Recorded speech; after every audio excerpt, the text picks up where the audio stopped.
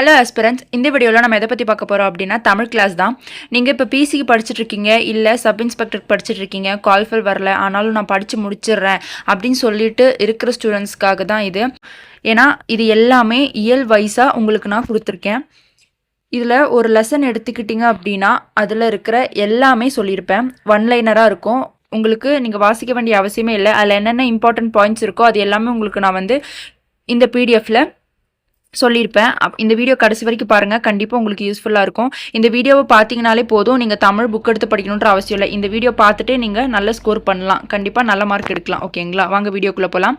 First இயல் 6ஆம் வகுப்பில் ஃபஸ்ட்டு இயல் தமிழ் தேன். அதில் செய்யுள் பார்க்கலாம். இன்பத்தமிழ் தற்கால இலக்கிய மரபாக ஆகியிருப்பது தமிழ். இன்பத்தமிழ் கவிதையை எழுதியவர் பாரதிதாசன். தமிழை பல விதங்களில் போற்றுபவர் பாரதிதாசன். பாரதிதாசன் இயற்பெயர் சுப்புரத்தினம். சுப்புரத்தினம் அவர் பெயரை பாரதிதாசன் என மாற்றிக்கொண்டது பாரதியாரின் கவிதைகள் மீது கொண்ட பற்றின் காரணமாக. ஓகேங்களா, ஆல்ரெடி அவர் பேர் என்னவா இருந்துச்சு, சுப்புரத்தினமா இருந்தது. பாரதியார் கவிதைகள் மீது கொண்ட பற்றின் காரணமாக தனது பெயரை பாரதிதாசன் மாற்றிக்கொண்டார். பாரதிதாசன் தம் கவிதைகளில் பெண் கல்வி, கைம்பெண் மறுமணம், பொது உடைமை, பகுத்தறிவு முதலான புரட்சிகரமான கருத்துக்களை உள்வாங்கி பாடியவர். பாரதிதாசன் புரட்சிகரமான கருத்துக்களை உள்வாங்கி பாடியதால் புரட்சி கவி என்று போற்றப்படுகிறார். அப்போ புரட்சி கவி என்று போற்றப்படுவர் யாருன்னு கேட்டால் பாரதிதாசன். பாவேந்தர் என்றும் போற்றப்பட்டவர் பாரதிதாசன். தமிழுக்கு அமுதென்று பேர், அந்த தமிழின்ப தமிழெங்கள் உயிருக்கு நேர் என்று பாடியவர் பாரதிதாசன். இப்பாடல் பாரதிதாசன் கவிதைகள் என்னும் நூலில் தமிழ் என்னும் தலைப்பின் கீழ் உள்ளது. தமிழே உயிர் வணக்கம், தாய்ப்பிள்ளை உருவமா உனக்கும் எனக்கும் என்று பாடியவர் கவிஞர் காசி ஆனந்தன். சொல்லும் பொருளும் நிருமித்த உருவாக்கிய சமூகம் மக்கள் குழு. விளைவு விளைச்சல், அசதி சோர்வு. அடுத்த லெசன் தமிழ் கும்மி. தமிழ் கும்மி என்னும் கவிதையை எழுதியவர் பெருஞ்சித்திரனார். பெருஞ்சித்திரன் இயற்பெயர் மாணிக்கம். பாவலரேறு என்னும் சிறப்பில் அழைக்கப்பட்டவர் பெருஞ்சித்திரனார். பெருஞ்சித்திரனார் எழுதிய நூல்கள் கனிச்சாறு, கொய்யாக்கனி, பாவிய கொத்து, நூறாசிரியம். பெருஞ்சித்திரனார் நடத்திய இதழ்கள் தென்மொழி, தமிழ்ச்சிட்டு, தமிழ்நிலம். தனித்தமிழையும் தமிழ் உணர்வையும் பரப்பிய பாவலர் பெருஞ்சித்திரனார். மகிழ்ச்சியான அனுபவம் என்று கூறப்பட்டிருப்பது கூட்டமாய் கூடி கும்மி அடித்து பாடுவதுன்னு சொல்லியிருக்காங்க. தமிழ் கும்மி என்னும் பாடல் கனிச்சாறு என்னும் நூலில் இடம்பெற்றுள்ளது. கனிச்சாறு 8 தொகுதிகளாக வெளிவந்துள்ளது. பெருஞ்சித்திரன் பாடல் வரிகள். ஊழி பழநூறு கண்டதுவாம், அறிவூற்றனும் நூல் பல கொண்டதுவாம், பெரும் ஆழி பெருக்கிற்கும் காலத்திற்கும் முற்றும் அழையாமலே நிலை நின்றதுவாம், பொய் அகற்றும் உள்ள பூட்டருக்கும் அன்பு பூண்டவரின் இன்ப பாட்டிருக்கும், உயிர்மெய் புகட்டும் அறமேன்மை கிட்டும் இந்த மேதினி வாழ்வழி காட்டியிருக்கும். இது கொட்டுங்கடி கும்மி கொட்டுங்கடி பாடலோட பாடல் வரிகள். ஓகேங்களா, பல நூறு ஆண்டுகளை கண்டது என கூறப்படுவது தமிழ் மொழின்னு சொல்றாங்க. அடுத்து சொல்லும் பொருளும். ஆழிப்பெருக்கு கடல்கோள். ஊழி நீண்டதொரு காலப்பகுதி. மேதினி உலகம். உள்ளப்பூட்டு உள்ளத்தின் அறியாமைன்னு வரும். ஓகேங்களா, அறிய விருவாமை உள்ளத்தின் அறியாமைன்னு கூட வரும். அடுத்து வான் தோன்றி வழி தோன்றி நெருப்பு தோன்றி மண் தோன்றி மழை தோன்றி நெருப்பு தோன்றி தோன்றி தோன்றி. இந்த பாடல்களை யார் பாடினதுன்னு கேட்டா வாணிதாசன். அடுத்து உரைநடையில வளர்த்தமிழ். காலத்திற்கேற்ப தன்னை தகுதிப்படுத்திக் கொள்வது தமிழ். நினைக்கும் போதே நெஞ்சில் இனிப்பது தமிழ். மனித இனம் கண்டது சிறப்பு கண்டுபிடிப்பு மொழி. மனிதரை பிற உயிரினங்களிடமிருந்து வேறுபடுத்தியும் மேம்படுத்தியும் காட்டுவது மொழி. நாம் சிந்திக்கவும் சிந்தித்ததை வெளிப்படுத்தவும் உதவுவது மொழி. உலகில் 6000த்திற்கும் மேற்பட்ட மொழிகள் உள்ளன. ஓசை இனிமை, சொல் இனிமை, பொருள் இனிமை கொண்டவை தமிழ் இலக்கியங்கள். யாமறிந்த மொழிகளிலே தமிழ் மொழி போல் இனிதாவது எங்கும் காணோம் என்று பாடியவர் பாரதியார். என்று பிறந்தவள் என்று உணராது இயல்பினலாம் எங்கள் தாய் என்று பாடியவர் பாரதியார். இந்த அடிகளில் குறிப்பிடப்படுவது பாரதாயின் தொன்மை. இது தமிழின் தொன்மைக்கும் பொருந்தும்னு சொல்றாங்க. இலக்கியம் தோன்றிய பிறகே அதற்குரிய இலக்கண விதிகள் தோன்றியிருக்க வேண்டும். நமக்கு கிடைத்துள்ள மிக பழமையான நூல் தொல்காப்பியம். பேசவும் படிக்கும் எழுதும் உகந்த மொழி தமிழ் மொழி. உயிரும் மெய்யும் இணைவதால் தோன்றுபவை உயிர்மெய் ஒலிகள். உயிரெழுத்துக்கள் மெய்யெழுத்துக்கள் அகற்றும் ஒழிப்பு முறைகளை அறிந்து கொண்டால் எழுத்துக்களை எளிதாக ஒலிக்கலாம். உயிர்மெய் எழுத்துக்களை கூட்டி ஒலித்தாலே படித்தல் இயல்பாக நிகழும். தமிழ் எழுத்துக்கள் பெரும்பாலும் வலஞ்சுழி எழுத்துக்கள். வலஞ்சுழி எழுத்துக்கள் ஆ, ஏ, ஔ, நா, ஞா. இடஞ்சுழி எழுத்துக்கள் டா, யா, ழா. நாம் தமிழ் என்னும் சொல் முதல் இடம்பெற்றுள்ள நூல் தொல்காப்பியம். தமிழன் கிழவின் 11 அற்றை என்னும் அடி இடம்பெற்ற நூல் தொல்காப்பியம். தமிழ்நாடு என்னும் சொல் முதல் இடம்பெற்ற நூல் சிலப்பதிகாரம், அதாவது வஞ்சிக்காண்டத்துல. இமிழ்கடல் வேலியை தமிழ்நாடு ஆக்கிய இது நீ கருதினை ஆயினும் அடி இடம்பெற்றுள்ள நூல் வஞ்சிக்காண்டம், சிலப்பதிகாரம். தமிழன் என்னும் சொல் முதல் இடம்பெற்ற நூல் அப்பர் தேவாரம். ஒழுங்குமுறையை குறிக்கும் சொல் சீர்மை. உயர்திணை எதிர்ச்சொல் தாழ்திணை என அமைய வேண்டும். தாழ்திணை என்பதற்கு பதில் அக்ரிணை என்று பெயரிட்டவர் நம் முன்னோர். அல் கூட்டல் அக்ரிணை எப்படி புணரும்னா அல் கூட்டல் திணை. அக்ரிணை என்பதன் பொருள் உயர்வு அல்லாத திணை. கசப்பு சுவையோட காயின் பெயர் பாகற்காய். பாகற்காய் என்பதன் பொருள் இனிப்பு அல்லாத காய். பாகு கூட்டல் அல் கூட்டல் காய், பாகற்காய் என புணரும். தொல்காப்பியம், நன்னூல் ஆகியவை இலக்கண நூல்கள். எட்டுத்தொகை, பத்துப்பாட்டு ஆகியவை சங்க இலக்கியங்கள். திருக்குறள், நாலடியா முதலிய அறநூல்கள். மணிமேகலை முதலியவை காப்பியங்கள். ஒரு பொருளின் பல நிலைகளுக்கும் வெவ்வேறு பெயர் சூட்டும் சிறப்புடைய மொழி தமிழ். தோன்றுவது முதல் உதிர்வது வரை 7 நிலைகளை உடையது பூ. பூவின் 7 நிலைகள்: அரும்பு, மொட்டு, முகை, மலர், அலர், வி, செம்மல். ஒரு எழுத்தே ஒரு சொல்லாகி பொருள் தருவது ஓரெழுத்து ஒரு மொழி. ஒரு சொல் பல பொருளை குறித்து வருவது தமிழில் உண்டு. மா என்னும் சொல்லின் பொருள்: மரம், விலங்கு, பெரிய, திருமகள், அழகு, அறிவு, அளவு, அழைத்தல், துகள், மேன்மை, வயல், வண்டு. எண்ணத்தை வெளிப்படுத்துவது இயல் தமிழ். உள்ளத்தை மகிழ்விப்பது இசைத்தமிழ். உணவிற் கலந்து வாழ்வை நல்வழிப்படுத்துவது நாடகத்தமிழ். தமிழ் கவிதை வடிவங்கள்: துளிப்பா, புதுக்கவிதை, கவிதை, செய்யுள். உரைநடை வடிவங்கள்: கட்டுரை, புதினம், சிறுகதை. தாவர இலப்பெயர்கள். இலைன்னு எடுத்துக்கிட்டா ஆல், அரசு, மா, பலா, வாழை. கீரை, அகத்தி, பசலை, முருங்கை. புல், அருகு, கோரை. தாள், நெல், விறகு. தழை, மல்லி. தோகை, கருப்பு, நாணல். மடல், சப்பாத்தி கள்ளி, தாழை. ஓலை, பனை, தென்னை. கமுகு அதாவது பாக்குனா கூந்தல். தமிழில் உருவாகியுள்ள தொழில்நுட்ப கலைச்சொற்கள்: இணையம், முகநூல், புலனம், குரல் தேடல், தேடுபொறி, செயலி, தொடுதிரை. தமிழ் வரிவடிவ எழுத்துக்கள் அறிவியல் தொழில்நுட்ப நோக்கில் உருவாக்கப்பட்டவை. மொழியை கணினியில் பயன்படுத்த வேண்டுமென்றால் அது எண்களின் அடிப்படையில் வடிவமைக்கப்பட வேண்டும். படிப்பதற்காக எழுதப்பட்டவையாக இருந்தாலும் கணினி மொழிக்கும் ஏற்ற நுட்பமான வடிவத்தை பெற்றவை தொல்காப்பியம், நன்னூலும். 2000 ஆண்டுகளாக வழக்கில் இருக்கும் தமிழ் சொற்களும் அவை இடம்பெற்றுள்ள நூல்களும் பார்க்கலாம். வேளாண்மை: கலித்தொகை, திருக்குறள். உழவர், நற்றிணை. பாம்பு, குறுந்தொகை. வெள்ளம், பதிற்றுப்பத்து. முதலை, குறுந்தொகை. கோடை, அகநானூறு. உலகம், தொல்காப்பியம். கிளவியாக்கம், திருமுருகாற்றுப்படை.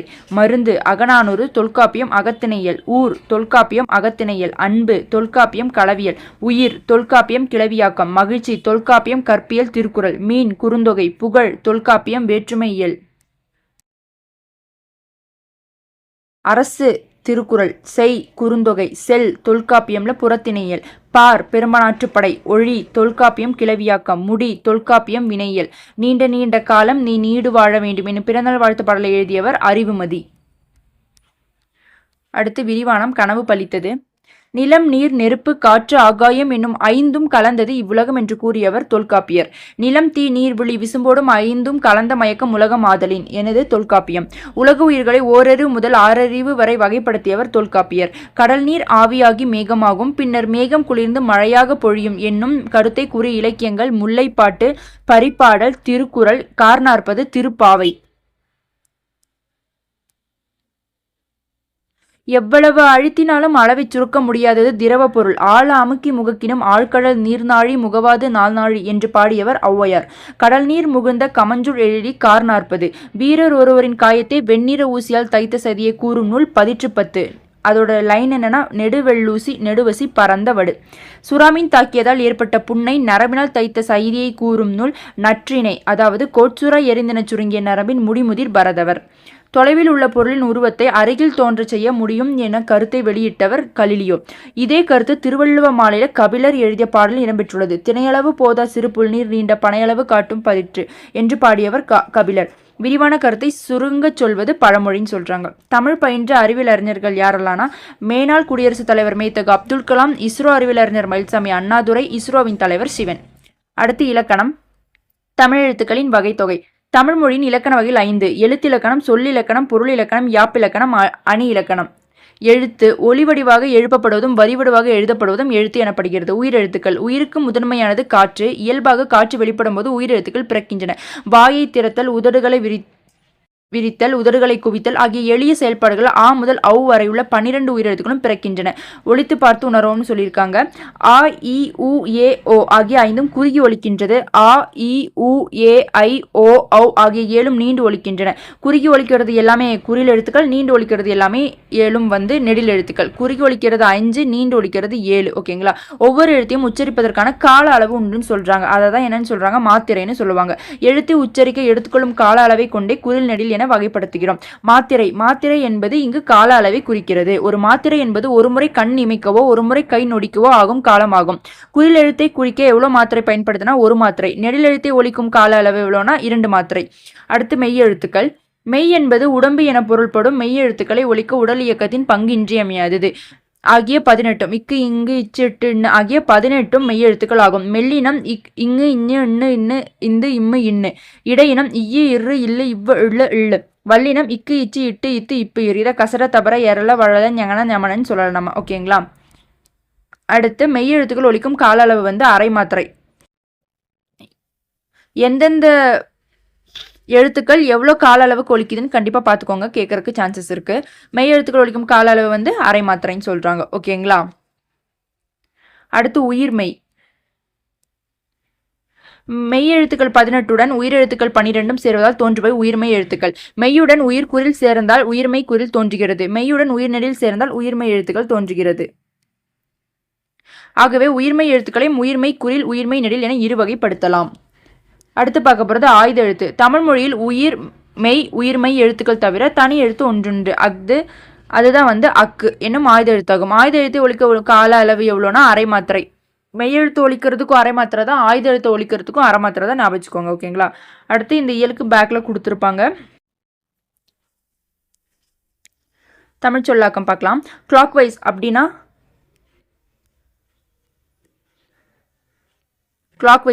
வலஞ்சுழி.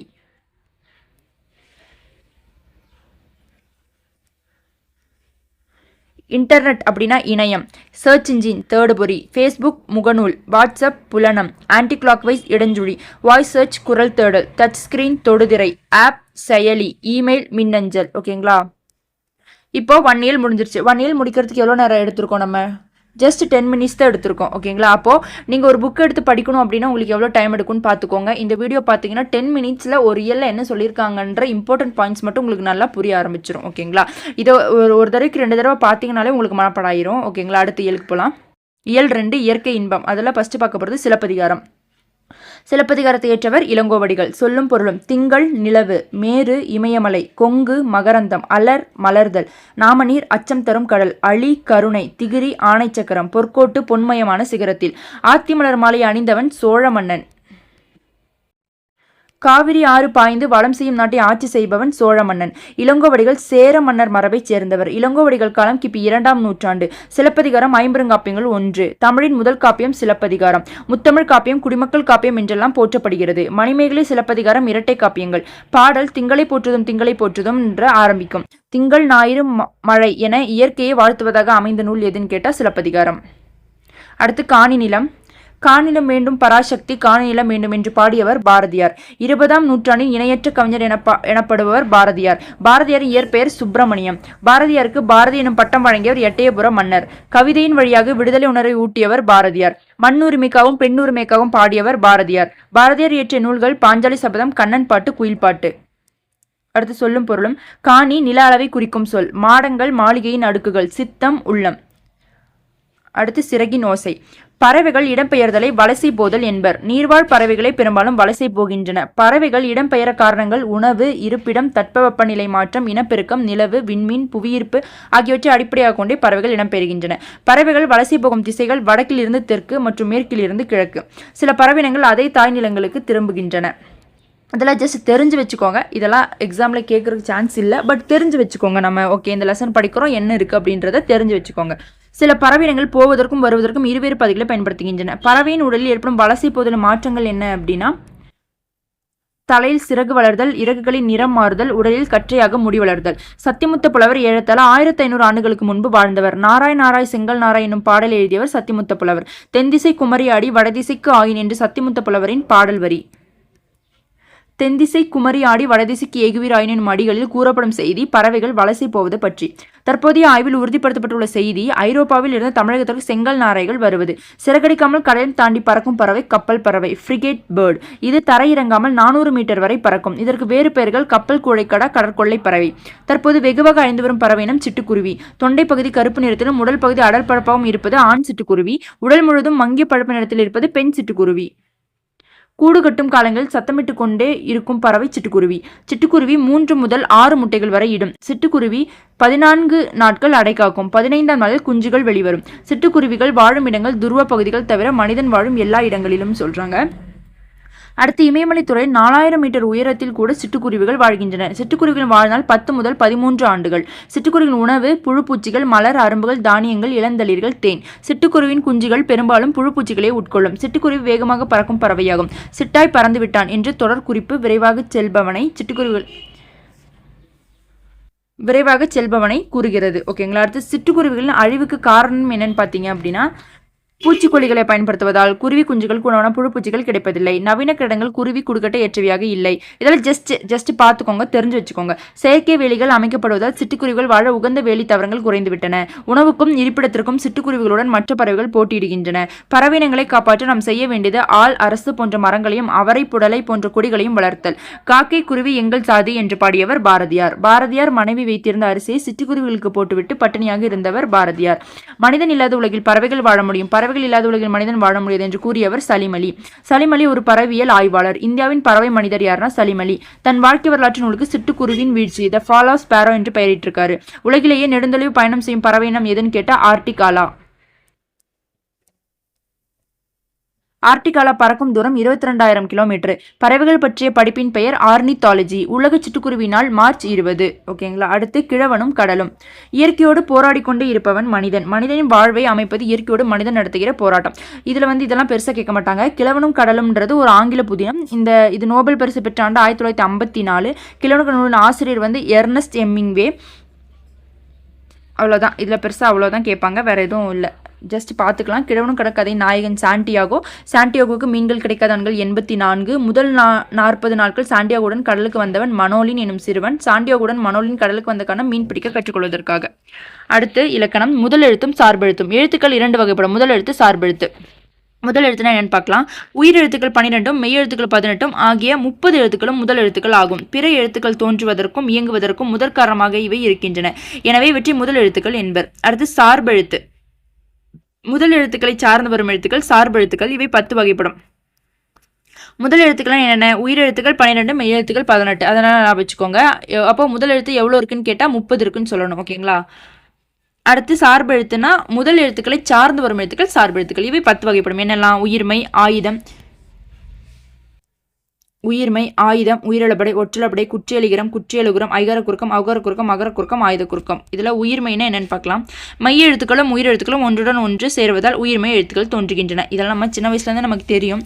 ஜஸ்ட் ரீட் பண்ணிக்கோங்க. உயிர்மை எழுத்தின் ஒலி வடிவம் மெய்யும் உயிரும் சேர்ந்ததாக இருக்கும். வரி வடிவம் மெய்யெழுத்தை ஒத்திருக்கும். ஒலிக்கும் கால அளவு உயிரெழுத்தை ஒத்திருக்கும். முதல் எழுத்துக்களை சார்ந்து வருவதால் இவை சார்பெழுத்து வகையில் அடங்கும். அடுத்த ஆயுதம். 3 புள்ளிகளுடைய தனித்த வடிவம் பெற்றதுதான் ஆயுதம். இதுக்கு வேறு பெயர்கள் இருக்கு. என்னன்னா முப்புள்ளி, முப்பார் புள்ளி, தன்னிலை. இது ஞாபகம் வச்சுக்கோங்க, இம்பார்ட்டன்ட். அடுத்த நுட்பமான ஒலிப்பு முறையை உடையது. தனக்கு முன் ஒரு குறில் எழுத்தையும் தனக்கு பின் ஒரு வல்லின உயிர்மை எழுத்தையும் பெற்று சொல்லின் இடையில் மட்டுமே வரும். தனித்து இயங்காது. முதல் எழுத்துக்களாக உயிரையும் மெய்யும் சார்ந்து இயங்குதல் ஆயுத எழுத்து சார்பெழுத்து ஆகும். அடுத்து தமிழ்ச்சொற்கள்.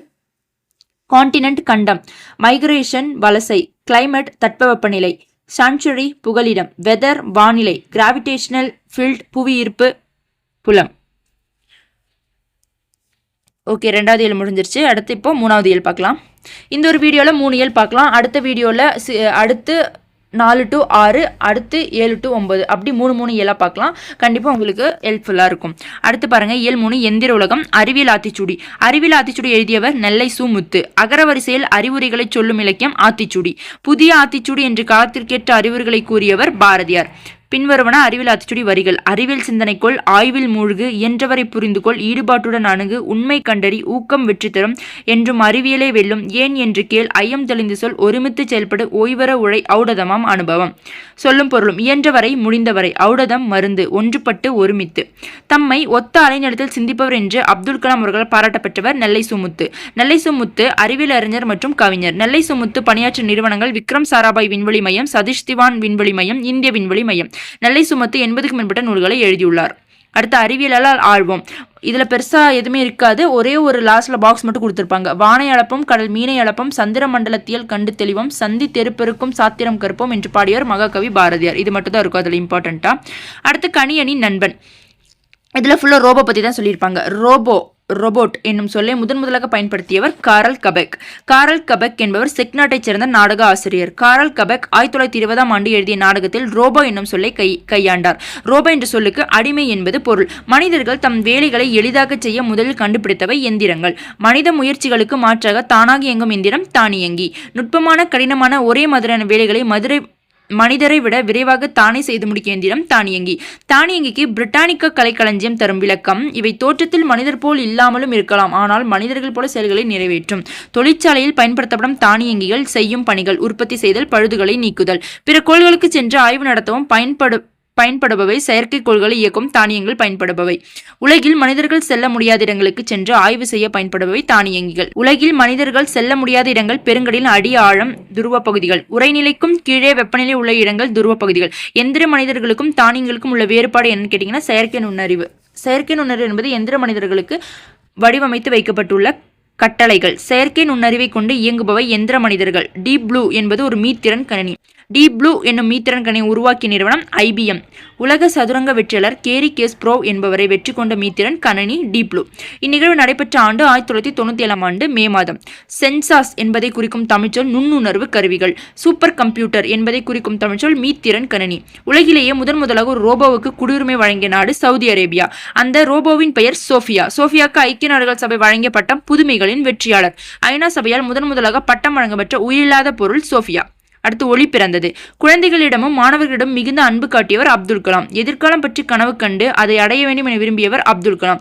அப்துல் கலாம் 10 வயது சிறுவனாக இருந்தபோது அறிவியல் ஆசிரியர் விளக்கி கூறிய செய்தி பறவைகள் எப்படி பறக்கின்றன என்பது. வானில் பறக்க வேண்டும் என்பதை அப்துல் கலாம் தமது வாழ்க்கையின் குறிக்கோளாக கொண்டது அவரது 10ஆம் வயதில். வானில் பறக்க வேண்டும் என்பதே அப்துல் கலாமின் அறிவியல் ஆர்வத்தின் தொடக்கம். அப்துல் கலாமுக்கு தமிழ் பிடித்த நூல் திருக்குறள். அப்துல் கலாமின் வாழ்க்கைக்கு வலு சேர்த்த குரல் அறிவு அற்றம் காக்கும் கருவி செருவார்க்கும் உள்ளழிக்கல் ஆகா அரண். அப்துல் கலாமுக்கு பிடித்த மற்றொரு நூல் லிலியன் வாட்சன் எழுதிய விளக்குகள் பல தந்த ஒளி, லைட்ஸ் ஃப்ரம் மெனி லேம்ப்ஸ். விளக்குகள் பல தந்த ஒளி என்னும் நூலின் மூலம் அப்துல் கலாம் பெற்றவை அறிவு, தன்னம்பிக்கை, மகிழ்ச்சி. அப்துல் கலாம் பெரிதும் மகிழ்ந்த நிகழ்வு போலியோவினால் பாதிக்கப்பட்டவர்களுக்கு 300 கிராம் செயற்கைக்கால்கள் உருவாக்கப்பட்டமை. போலியோவினால் பாதிக்கப்பட்டவருக்கு முதலில் பொருத்தி கொண்டவை 3 கிலோ எடையுள்ள செயற்கைக்கால்கள். அப்துல் கலாம் ஆலோசனையில் செயற்கைக்கால் பயன்பட்ட பொருள் பாதுகாப்பு கருவிகளில் பயன்படுத்தப்படும் கார்பன் இழை. அந்த செயற்கைக்கால்களின் எடை 300 கிராம். சுதந்திர இந்தியாவின் வெற்றிகளை அப்துல் கலாம் குறிப்பிடுவை என்னெல்லாம்? உணவு உற்பத்தியில் தண்ணீர் அடைந்துள்ளோம். தகவல் தொழில்நுட்பத் துறையில் மிகுதியான வளர்ச்சி பெற்றுள்ளோம். எவ்வகையான செயற்கைக்கோளையும் ஏவும் திறன் நம்மிடம் உள்ளது. அணு உலைகள் மூலம் மின்சாரம் தயாரிப்பதில் முன்னணியில் உள்ளோம். பாதுகாப்பு துறையை பொறுத்தவரை அக்னி மற்றும் பிருத்வி ஏவுகணைகளை செலுத்துவதில் வெற்றி பெற்றுள்ளோம். இந்தியா நிலவுக்கு அனுப்பிய ஆளில்லா செயற்கைக்கோளின் எடை 525 கிலோ. மனிதரால் கண்டறியப்படாத ஏராளமான தாவரங்கள் உயிரினங்கள் இருக்குமிடம் கடலுக்கு அடியில். கடலுக்கு அடியில் உள்ள உயிரினங்களிடமிருந்து புதிய மூலக்கூறுகளை பெற முயற்சிகள் நடைபெற்று வருகின்றன. அம்முயற்சிகள் வெற்றி பெறும் போது எய்ட்ஸ் போன்ற உயிர்கொல்லி நோய்களுக்கு மட்டுமல்லாமல் இனிவரும் புதிய நோய்களுக்கும் கூட தடுப்பு மருந்து கண்டறியப்படலாம். 100 ஆண்டுகளுக்கு பிறகு இந்தியா பரவிருக்கும் 3 சிறப்புகளாக அப்துல் கலாம் கூறுவன. 1000 வருடங்களுக்கு முன்பு நாலந்தா பல்கலைக்கழகத்தில் இருந்ததைப் போல வலுவான கல்வி முறை இருக்கும். அனைத்து இயற்கை வளங்களும் தீர்ந்து போயிருக்கும். ஆயினும் நாம் தயாரித்து அனுப்பிய செயற்கைக்கோள்கள் சூரிய சக்தியை பெற்று நமக்கு அளிக்கும். செவ்வாய்க்கோளில் மனிதனம் குடியேறி இருக்கும். அதிகபட்ச வெப்பத்தை தாங்கும் கருவிகள் கண்டறியப்பட்டால் மனிதன் சூரியனும் கூட சென்றடையலாம். அறிவியலின் அடிப்படை கேள்வி கேட்கிற மனப்பான்மை. கேள்வி கேட்கும் ஒவ்வொரு குழந்தை விஞ்ஞானிதான். இவ்வுலகின் முதல் விஞ்ஞானிகள் குழந்தைகள். வெற்றியை அடையும் வழி 2 வழிகளாக அப்துல் கலாம் கூறுவன. அறிவு வளர்க்கும் அனைவரின் பேச்சையும் கவனிங்கள். வியர்வை வியர்வை வியர்வை. இன்னும் சில செய்திகள். இது புக் பேக்ல இருக்கும். அதை நம்ம இதிலேயே கொடுத்துட்டோம். சர் சி வி ராமன் மத்திய தரைக்கடல் வழியாக இங்கிலாந்துக்கு சென்ற ஆண்டு 1921. கடல் ஏன் நீல நிறமாக காட்சியளிக்கிறது என சிந்தித்தவர் sir C V Raman. Sir C V Raman தமது ஆய்வுக்கு பயன்படுத்திய பொருள்கள் பாதரச ஆவி விளக்கு, பென்சின் மற்றும் நிறமாலை காட்டி. Sir C V Raman Raman விளைவு எனும் தனது கண்டுபிடிப்பை வெளியிட்ட நாள் 1928 பிப்ரவரி 28. இந்தியாவிற்கு அறிவியலுக்கான முதல் நோபல் பரிசை பெற்று தந்தது ராமன் விளைவு. தேசிய அறிவு நாள் என கொண்டாடப்படும் நாள் பிப்ரவரி 28. மொழி முதல் இறுதி எழுத்துக்கள். மொழி முதல் எழுத்துக்கள். மொழிக்கு முதல்ல வர்றதெல்லாம் மொழி முதல் எழுத்துக்கள். மொழிக்கு இறுதியில் வர்றதெல்லாம இறுதி எழுத்துக்கள். மொழி என்பதற்கு சொல் என்னும் பொருளும் உண்டு. சொல்லின் முதலில் வரும் எழுத்துக்களை மொழி முதல் எழுத்துக்கள் என்பர். சில எழுத்துக்கள் மட்டுமே சொல்லின் முதல் எழுத்தாக வரும். அது என்னன்னு நோட் பண்ணிக்கோங்க. உயிரெழுத்துக்கள் 12 சொல்லின் முதலில் வரும். உயிரெழுத்துக்கள் இருக்கிற 12 எழுத்துமே சொல்லுக்கு முன்னாடி வரும். அதே மாதிரி கச தப நம ஆகிய வரிசைகளில் உள்ள எல்லா உயிர்மை எழுத்துக்களும் சொல்லின் முதலில் வரும். ங ஞ ய வ ஆகிய உயிர்மை எழுத்து வரிசையில் சில எழுத்துக்கள் மட்டுமே சொல்லின் முதலில் வரும். எடுத்துக்காட்டு கா வரிசையில் எழுத்துக்கள் கடல், காக்கை, கிழக்கு, கீற்று, குருவி, கூந்தல், கெண்டை, கேணி, கைகள், கொக்கு, கோலம், கௌதாரி. ங வரிசையில் ங என்னும் ஓர் எழுத்து மட்டுமே சொல்லின் முதல் எழுத்தாக வரும். எடுத்துக்காட்டு ஞனம். இக்காலத்தில் ஞனம் என்னும் சொல் தனித்து இயங்காமல் அங்கனம், இங்கனம், எங்கனம் என்னும் சொற்களில் மட்டுமே வழங்கி வருகிறது. ஞ வரிசையில 4 ஞ ஞா ஞே ஞோ ஆகிய 4 எழுத்துக்கள் சொல்லில் முதலில் வரும். யா வரிசையில் யா யா யூ யூ யோ யோ ஆகிய 6 எழுத்துக்களும். ஞா வரிசையில 4, யா வரிசையில 6. வா வரிசையில 7 வா வா வி வி வே வே வை ஆகிய 7 எழுத்துக்களும் சொல்லில் முதலில் வரும்ன்றாங்க. அடுத்து மொழிக்கு முதலில் வராத எழுத்துக்கள் என்னன்னு பாருங்க. மெய்யெழுத்துக்கள் 18 சொல்லின் முதலில் வராது. ஓகே, அது நமக்கு தெரியும். அடுத்து டா நா ரா லா லா ரா நா ஆகிய 8 உயிர்மை எழுத்துக்களின் வரிசையில் ஓர் எழுத்து கூட சொல்லின் முதலில் வராது. இதெல்லாம் ரொம்ப இம்பார்ட்டன்ட், பார்த்துக்கோங்க. ஆயுத எழுத்து சொல்லின் முதலில் வராது. அது நமக்கு தெரியும். ஓகே, ங ஞ யா வா ஆகிய உயிர்மெய் எழுத்து வரிசைகளில் மொழி முதலில் வருவதாக குறிப்பிடப்பட்ட எழுத்துக்கள் தவிர பிற எழுத்துக்கள் சொல்லில் முதலில் வராது. ஓகே, ங ஞ யா வரிசையில் நம்ம சொன்னோம்ல, ஞால ஞா மட்டும் தான் வரும், ஞால 4, யால 6, வால 7.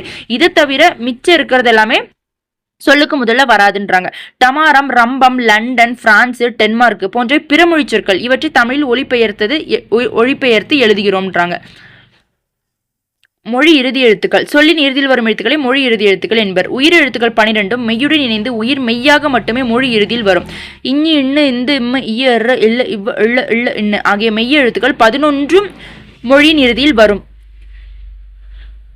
இந்த மெய்யெழுத்து 11 மொழி இறுதியில் வரும்னு சொல்லியிருக்காங்க. மொழி இறுதி ஆகாத எழுத்துக்கள், அதாவது இறுதியில் வராத எழுத்துக்கள் என்னென்ன அப்படின்னா, சொல்லின் இறுதியில் உயிரெழுத்துக்கள் தனித்து வருவதில்லை. உயிரெழுத்துக்கள் மெய்யெழுத்துடன் இணைந்து உயிர் மெய்யாக மட்டுமே சொல்லின் இறுதியில் வரும். அளபடை எழுத்துக்களில் இடம்பெறும்போது உயிரெழுத்துக்கள் சொல்லின் இறுதியில் வரும். ஆயுத எழுத்து சொல்லின் இறுதியில் வராது. ஓகே, இக்கு, இங்கு, இச்சு, இட்டு, இத்து, இப்ப, இரு ஆகிய 7 மெய் எழுத்துக்களும் சொல்லின் இறுதியில் வருவதில்லை. உயிர்மெய் எழுத்துக்களுள் ங எழுத்து வரிசை சொல்லின் இறுதியில் வராது. கார்த்திக், ஆங்காங், சுஜித், ஜாங்கிரி, திலீப், மியூனிச் போன்ற பிறமொழி பெயர் சொற்களில் இவ்வெழுத்துக்கள் இறுதி எழுத்துக்களாக இடம்பெறுவது உண்டு. எகர வரிசையில் கே முதல் நே முடிய எந்த உயிர்மை எழுத்தும் மொழி இறுதியில் வருவதில்லை. ஒகர வரிசையில் நோ தவிர பிற உயிர்மை எழுத்துக்கள் மொழி இறுதியில் வருவதில்லை. நோ என்னும் எழுத்து ஓரெழுத்து ஒரு மொழியாக துன்பம் என்னும் பொருளில் வரும். சொல்லின் இடையில் வரும் எழுத்துக்கள் மெய்யெழுத்துக்கள் 18 சொல்லின் இடையில் வரும். உயிர்மை எழுத்துக்கள் சொல்லின் இடையில் வரும். ஆயுத எழுத்து சொல்லின் இடையில் மட்டுமே வரும். அளபெடையில் மட்டுமே உயிரெழுத்துக்கள் சொல்லின் இடையில் வரும். ஓகேங்களா, இது சொல்லின் இடையில் வர எழுத்துக்கள். அப்போ முதல், இறுதி, இடை இது மூணுமே ரொம்ப முக்கியம், பார்த்துக்கணும். அடுத்து ஆர்டிஃபிஷியல் இன்டெலிஜென்ஸ்னா செயற்கை நுண்ணறிவு, சூப்பர் கம்ப்யூட்டர்னா மீத்திறன் கணினி, சேட்டலைட் அப்படின்னா செயற்கைக்கோள், இன்டெலிஜென்ஸ் அப்படின்னா நுண்ணறிவு. ஓகேங்களா, ஓகே, அப்போ இதோட நமக்கு 3 இயல் முடிஞ்சிருச்சு.